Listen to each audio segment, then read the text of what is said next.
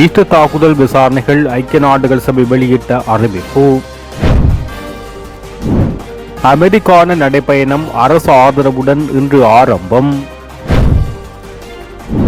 இந்திய துணை ஜனாதிபதியுடனான சந்திப்பு சிவிகே வெளியிட்ட முக்கிய தகவல். முழுமையான சொத்து விவரங்களை சமர்ப்பிக்க தவறிய மஹிந்த ராஜபக்ச.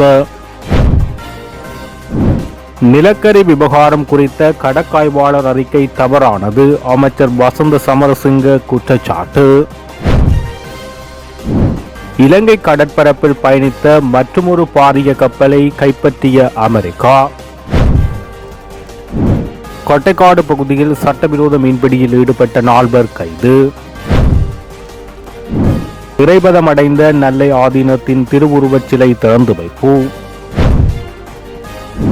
டிக்பாவால் பாதிக்கப்பட்ட தம்பனைக்குளம் மக்கள் தமது கால்நடைகளுக்கான இழப்பீடுகள் கிடைக்கவில்லை என குற்றச்சாட்டு.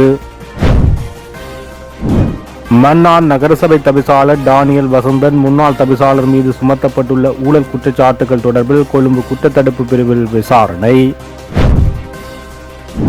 கால்நடைகள் மீது காரைநகரில் அடாவடி, பண்ணையாளர்கள் போராட்டம்.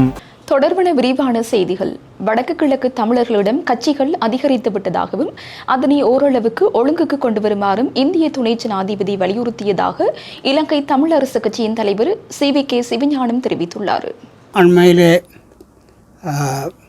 இந்திய துணை ஜனாதிபதி மதிப்பார்ந்த சிபி ராதாகிருஷ்ணன் அவர்களை தமிழ் கட்சிகள் சார்பிலே நாங்கள் சந்தித்து கலந்துரையாடினோம், எங்களுடைய கருத்துக்களை முன்வைத்திருக்கிறோம்.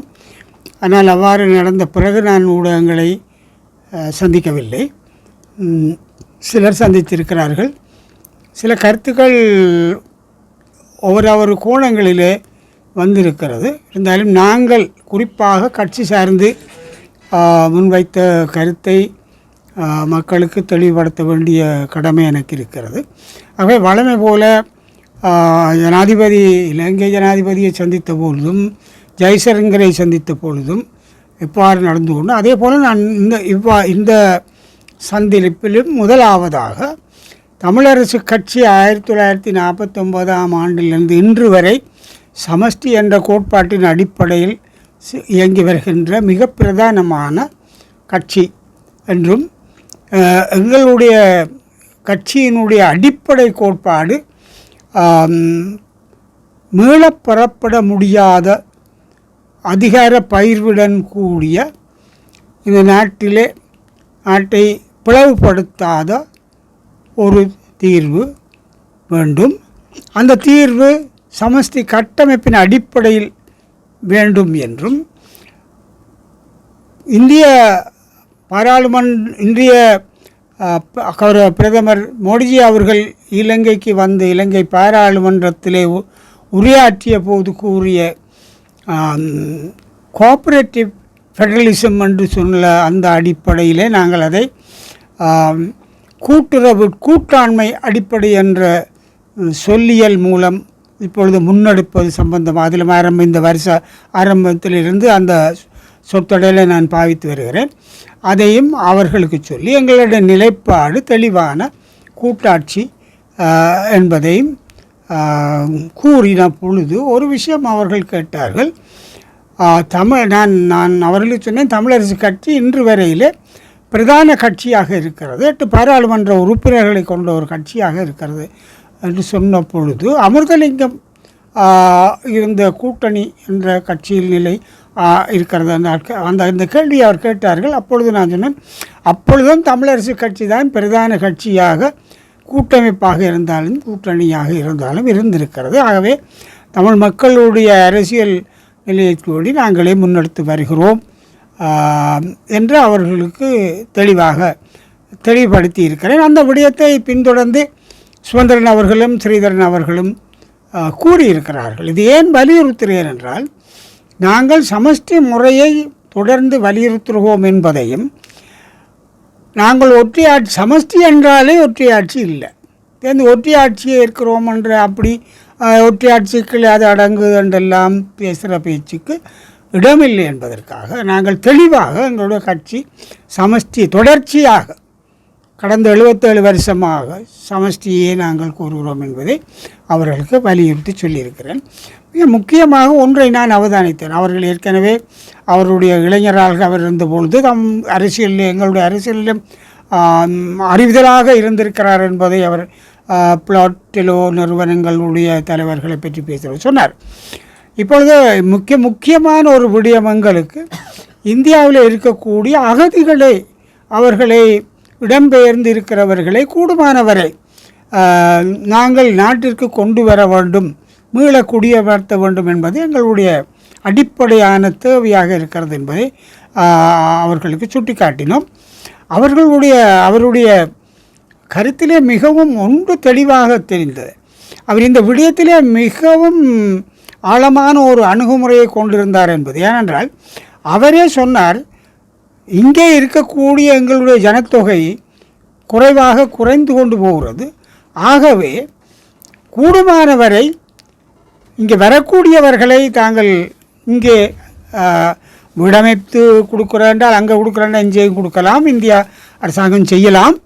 ஆனால் கூடுமானவரை இங்கே வர விரும்புகிறவர்களை முதலிலே தெரிவு செய்து அவர்களை இங்கே அனுப்புவதன் மூலம் அவர்கள் ஒரு திருப்தியான மேல்குடியேற்ற வாய்ப்பு கிடைக்கிற பொழுது அவருடைய கருத்துக்களை ஏனையவர்களையும் இங்கே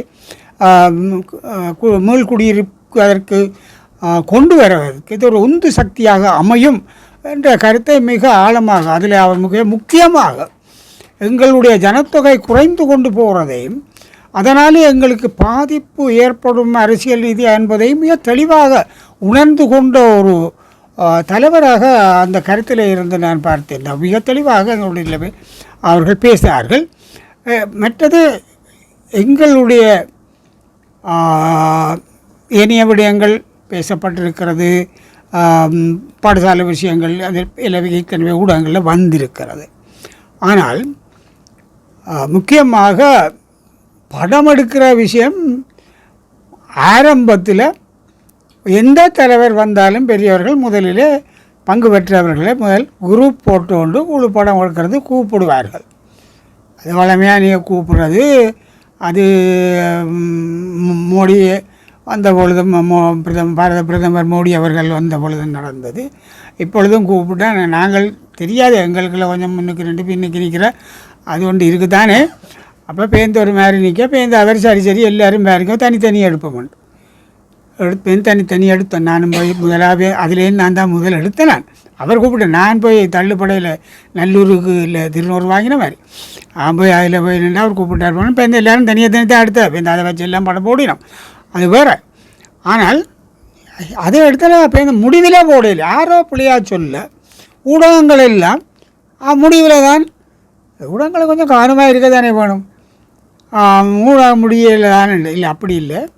முடிந்த பிறகு வளமையாக கலந்துரையாடல் முடிந்த பிறகு அந்த கலந்துரையாடல் சம்பந்தப்பட்டவர்களை இந்த வந்த பெருந்தலைவர்கள் சந்தித்து கை கொடுத்து போயிட்டு வார்கள்னு சொல்கிற ஒரு வளமை உண்டு. அப்படி சொல்கிற இடையில் மிக முக்கியமான ஒரு கருத்தை ராதாகிருஷ்ணன் அவர்கள் என்னுடைய கையை பிடித்து கொண்டு ஸ்ரீதரன கையை பிடித்து கொண்டு எப்படி தான் சொன்னார்,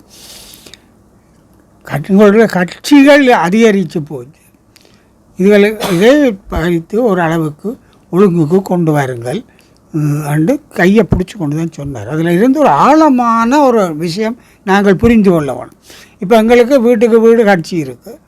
இப்போ என்ன சொல்கிறது, மாவட்டத்துக்கு மாவட்டம், பேருந்து மாகாணத்துக்கு மாகாணம், ஒவ்வொரு கட்சி ஒவ்வொரு வீட்டு கட்சி. அப்போ அவைகளுக்கும் தெரியாது போல இருக்குது. அப்போ தெரியாது தான் எத்தனை கட்சி இருக்குன்னு உண்மையாக தெரியாது. அவர் சொல்கிறார் இது ஆரோக்கியமானது அல்லன்றதை ஒரு ஒரு ஒரு உண்மையாக ஒரு ஆழ்ந்த அனுபவம் உள்ள அரசியல் ஞானம் உள்ள ஒரு பெரிய பாரதிய ஜனதா கட்சியினுடைய பாராளுமன்ற உறுப்பினராக அமைச்சர் உறுப்பினராக இருந்த ஒரு பெரிய அறிவாளி என்ற வாயில் இருந்தவர் வருகண்டா நாங்கள் அது அவதானமாக ஆராய்ந்து பார்க்க வேணும்.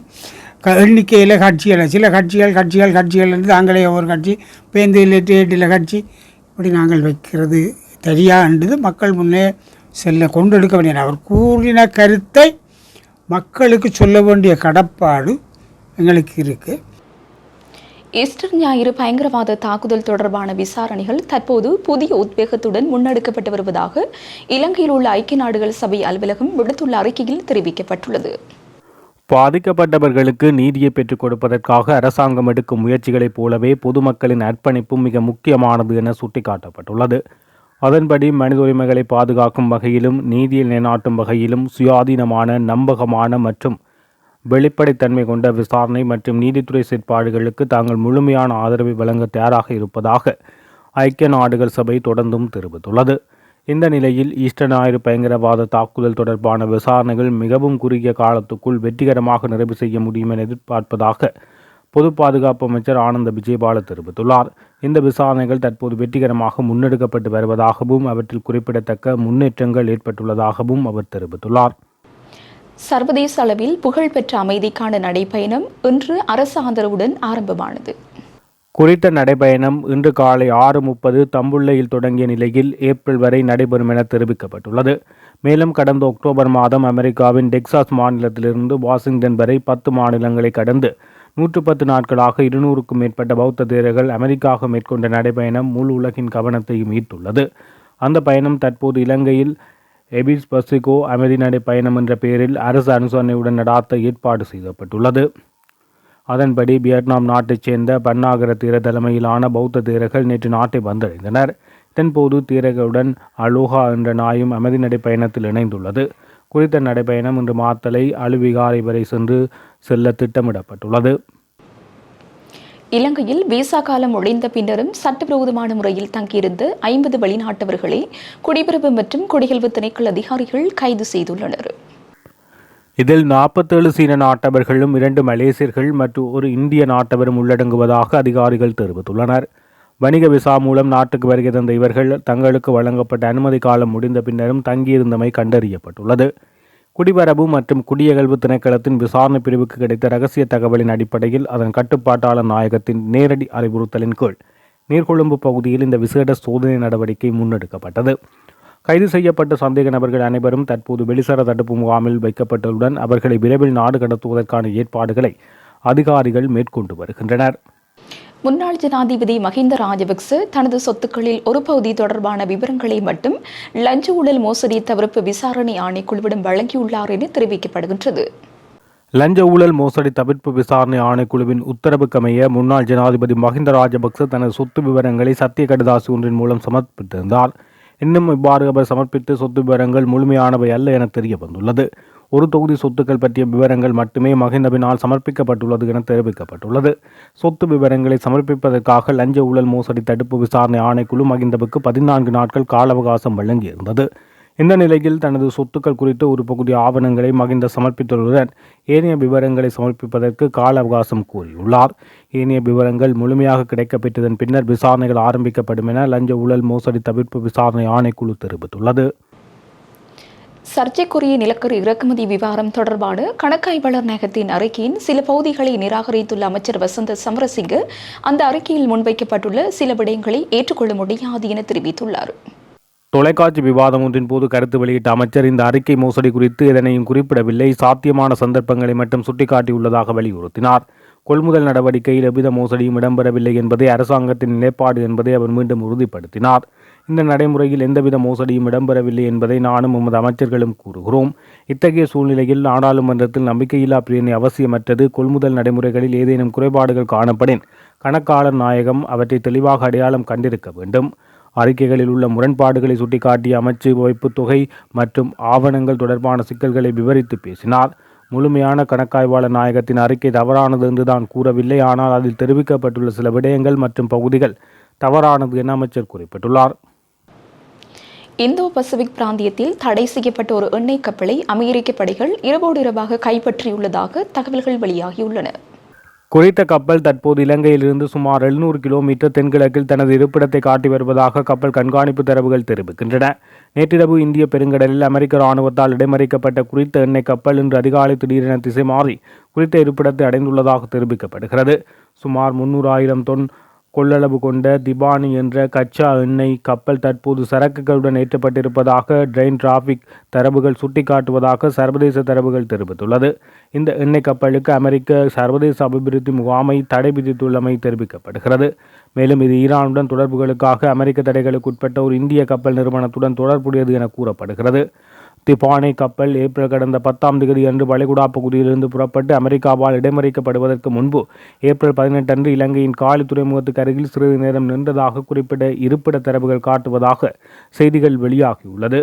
மெரைன் டிராஃபிக் தகவலின்படி அது அறிவிக்கப்பட்ட இடமான சிங்கப்பூரை ஞாயிற்றுக்கிழமை சென்றடையும் என மதிப்பிடப்பட்டுள்ளது. யாழ்ப்பாணம் வடமராட்சி கிழக்கு கட்டைக்காடு கடற்கரை பகுதியில் ஒளிக்கற்றைகளை பயன்படுத்தி சட்டவிரோதமாக மீன்பிடியில் ஈடுபட்ட 4 நபர்களை கைது செய்துள்ள வெற்றிலைக்கேணி கடற்படை அவர்கள் பயன்படுத்திய படகுகள் மற்றும் மின் உபகரணங்கள் உட்பட மீன்பிடி உபகரணங்களையும் கைப்பற்றியுள்ளனர். நேற்று முன்தினம் இரவு 10:40 மணியளவில் புலனாய்வு பிரிவுக்கு கிடைத்த ரகசிய தகவலின் அடிப்படையில் மேற்கொள்ளப்பட்ட டோரா தேடுதல் நடவடிக்கையின் போது குறித்த 4 படகுகளில் சட்டவிரோத மின்னொளி பாய்ச்சியும் மற்றும் மின்கலங்களை பயன்படுத்தியும் மீன்பிடியில் ஈடுபட்டிருந்த நிலையில் இவர்கள் கைது செய்யப்பட்டனர். செய்யப்பட்டவர்கள் மற்றும் அவர்களிடமிருந்து பறிமுதல் செய்யப்பட்ட பொருட்கள் நேற்று அதிகாலை 1:30 மணியளவில் வெற்றிலைக்கேணி கடற்படை முகாமுக்கு கொண்டு வரப்பட்டனர். அதனைத் தொடர்ந்து நேற்று காலை 10:30 மணியளவில் மேலதிக சட்ட நடவடிக்கைகளுக்காக யாழ்ப்பாண மீன்பிடி திணைக்கள அதிகாரிகளிடம் ஒப்படைக்கப்பட்டனர். கைது செய்யப்பட்ட சந்தேக நபர்களில் 3 நபர்கள் கட்டைக்காடு முள்ளியான் பகுதியைச் சேர்ந்தவர்கள் என்றும் ஒருவர் ஆலியவளையைச் சேர்ந்தவர் எனவும் தெரிய வந்துள்ளது. கைது செய்யப்பட்டவர்களிடமிருந்து 4 படகுகள், வெளி இணைப்பு இயந்திரங்கள், சுமார் 43 லிட்டர் மண்ணெண்ணெய், மின்கலங்கள், நீரில் மூழ்கி பயன்படுத்தக்கூடிய 11 மின் விளக்குகள், நங்கூரங்கள் மற்றும் 3 கைபேசிகள் ஆகியவை கைப்பற்றப்பட்டுள்ளது. இதில் ஜமகா 40 HP மற்றும் சுசுகி 25 HP ஆகிய இயந்திரங்கள் அடங்கும். பறிமுதல் செய்யப்பட்ட அனைத்து பொருட்களும் சான்று பொருட்களாக மீன்வளத்துறையினரிடம் ஒப்படைக்கப்பட்டுள்ளது. கடல் வளத்தை அளிக்கும் இவ்வாறான சட்டவிரோத மீன்பிடி நடவடிக்கைகளுக்கு எதிராக தொடர்ந்து கடுமையான கண்காணிப்பு நடவடிக்கைகள் மேற்கொள்ளப்படும் என அதிகாரிகள் தெரிவித்துள்ளனர். நல்லையாதீனத்தின் 2வது குரு மகா சன்னிதானம் ஸ்ரீலஸ்ரீ சோமசுந்தர தேசிய ஞான சம்பந்த பரமாச்சாரிய சுவாமிகளின் திருவுருவச் சிலை இன்றைய தினம் யாழில் திறந்து வைக்கப்பட்டது. நெல்லை ஆதீனத்தின் 2வது குரு மகா சன்னிதானம் ஸ்ரீ சோமசுந்தர தேசிக ஞான சம்பந்த பரமாச்சாரிய சுவாமிகள் திருவுருவச் சிலை இன்றைய தினம் யாழில் திறந்து வைக்கப்பட்டது. யாழ்ப்பாணம் நல்லூரில் அமைந்துள்ள நெல்லை ஆதீன வளாகத்தில் குறித்த சிலை அமைக்கப்பட்டு திறந்து வைக்கப்பட்டது. நெல்லை ஆதீன குரு முதல்வராக விளங்கிய ஸ்ரீ சோமசுந்தர தேசிக ஞான சம்பந்த பரமாச்சாரிய சுவாமிகளின் 1வது ஆண்டு நினைவு தினத்தை முன்னிட்டு குறித்த சிலை திறந்து வைக்கப்பட்டது. நெல்லை ஆதீன அறக்கட்டளையின் செயலாளர் கலாநிதி ஆர் திருமுருகன் தலைமையில் இடம்பெற்ற நிகழ்வில் சிலையினை கம்பபாரதி ஜெயராஜ் அவர்கள் திறந்து வைத்தார். அதனைத் தொடர்ந்து திருவுருவச் சிலைக்கு மாலை அணிவித்து அஞ்சலி செலுத்தப்பட்டது. இந்த நிகழ்வில் பண்டிதர் சிவஸ்ரீ ஜெகதீஸ்வர குருக்கள், தவத்திருவேலன் சுவாமிகள், ரிஷி தொண்டுநாதன் சுவாமிகள், நாகவிகார விகாராதிபதி உள்ளிட்ட பல சமய தலைவர்கள் கலந்து கொண்டனர். நாட்டில் ஏற்பட்ட டிட்பா புயல் காரணமாக பாதிக்கப்பட்ட மக்களுக்கு அரசாங்கத்தினால் வழங்கப்பட்ட உதவிகள் தமக்கு உரிய முறையில் கிடைக்கவில்லை என மடு பிரதேச செயலாளர் பிரிவில் உள்ள தம்பனைக்குளம் கிராம மக்கள் கவலை தெரிவித்துள்ளனர். செவ்வாய்க்கிழமை மாலை பாராளுமன்ற உறுப்பினர் செல்வம் அடைக்கலநாதன் குறித்த கிராமத்துக்கு விஜயம் செய்த நிலையில் பாதிக்கப்பட்ட மக்கள் தமது பிரச்சினைகளை பாராளுமன்ற உறுப்பினரின் கவனத்துக்கு கொண்டு வந்தனர். குறித்த கிராமத்தில் தற்போது சுமார் 100 குடும்பங்கள் வரை வசித்து வருகின்றனர். இந்த நிலையில் கடந்த வருடம் டிசம்பர் மாதம் நாட்டில் ஏற்பட்ட டிட்பா புயல் காரணமாக மக்கள் பல்வேறு இடர்களுக்கு முகம் கொடுத்துள்ளனர். இந்த நிலையில் அனைத்து மாவட்டங்களிலும் மக்கள் பாதிக்கப்பட்டது போல் தம்பனைக்குளம் கிராம மக்களும் பாதிக்கப்பட்டனர். உடைமைகள் சேதமாக்கப்பட்டது. ஆடு மாடு கோழி போன்ற கால்நடைகள் முற்றாக வெள்ளத்தில் அடித்து செல்லப்பட்டதோடு நாங்கள் முன்னெடுத்து வந்த விவசாய செய்கைகளும் பாதிக்கப்பட்டுள்ளது. எங்களுக்கு அரசாங்கத்தினால் 25,000 ரூபாய் முதல் 75,000 ரூபாய் வரை வீடு துப்புரவு செய்தல் உள்ளிட்ட ஏனைய தேவைகளுக்காக மாத்திரம் கொடுப்பனவுகள் வழங்கப்பட்டது. எனினும் கால்நடை இழப்பீடாக 10 லட்சம் ரூபாய் வரை கால்நடைகளுக்கான இழப்பீடுகள் மன்னார் மாவட்டத்தின் ஏனைய கிராம மக்களுக்கு வழங்கப்பட்டுள்ளதோடு விவசாய பாதிப்புக்குள்ளான கொடுப்பனவுகள் வழங்கப்பட்டுள்ளது. எனினும் இக்கிராம மக்களுக்கு குறித்த இழப்பீடுகளுக்கான எவ்வித கொடுப்பனவுகளும் வழங்கப்படவில்லை. இந்த கிராம மக்கள் விவசாய செய்கை பாதிக்கப்பட்டுள்ளதுடன் பலரது கால்நடைகள் வெள்ளத்தில் அடித்துச் செல்லப்பட்டுள்ளது. இதனால் தாம் வாழ்வாதாரம் பாதிக்கப்பட்டுள்ளதாக அந்த மக்கள் தெரிவித்துள்ளனர். தமது கால்நடைகள் அழிவு குறித்து தாங்கள் உரிய அதிகாரிகளின் கவனத்துக்கு கொண்டு சென்ற போதும் உரிய ஆவணங்கள் இல்லை என்ற காரணத்தை கூறி எமக்கான கால்நடை அழிவுக்கான கொடுப்பனவை பெற்றுத்தர மறுத்துவிட்டனர்.